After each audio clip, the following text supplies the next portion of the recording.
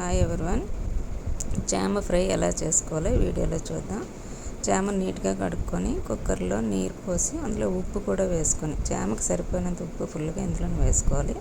వేసుకొని 2 విజిల్స్ వచ్చేంత వరకు ఉడకబెట్టుకొని తర్వాత చల్లారిన తర్వాత ఇలాగా వాటిని పీల్ చేసుకొని చక్కగా వెడ్జెస్లో కట్ చేసుకోవాలి. ఈ నెల తర్వాత కళాయి పెట్టుకొని నూనె పోసుకొని వేడెక్కిన తర్వాత ఆవాలు జీలకర్ర అవి చిటపటలాడిన తర్వాత అల్లాన్ని దంచుకొని వేసుకోవాలి.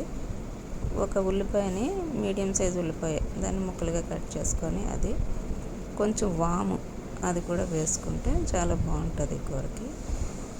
తర్వాత కొంచెం కరివేపాకు వేసి అన్నీ చక్కగా వేపుకోవాలి. అది చిన్న గోల్డెన్ కలర్లోకి వచ్చినట్టు ఉంటే చాలా టేస్టీగా ఉంటుంది. ఇందులో కొంచెం చిన్న టీ స్పూను పసుపు అది బాగా కలుపుకొని వాసన పోయినంత వరకు చూసారు కదా. ఇక్కడ ఈ నెలలో కట్ చేసుకొని పెట్టుకున్నాను.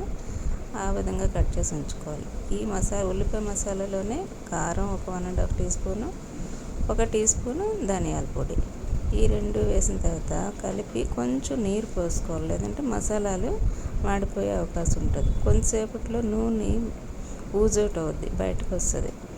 అప్పుడు అందులో ఆ మసాలాకి సరిపోయినంత ఉప్పు వేసి తర్వాత చామ ముక్కలను వేసి మసాలాతో పాటు చక్కగా జెంటల్గా కలపాలి. ఇది హడావుడిగా కలిపేయడం అలా చేస్తే ముక్కలు మళ్ళీ విరిగిపోయి కూర గుజ్జుగా అయిపోతుంది. కాబట్టి కొంచెం జెంటల్గా కలుపుకొని తర్వాత అందులో 1 టీ స్పూన్ గరం మసాలా, కొంచెం కొరియాండర్ అవి వేసుకొని కలుపుకొని కొంతసేపు కలిపిన తర్వాత సిమ్లో పెట్టేసి మూత పెట్టుకొని 1 నిమిషం ఉంచుకుంటే మసాలాలన్నీ చక్కగా దానికి ముక్కుకు పడతాయి.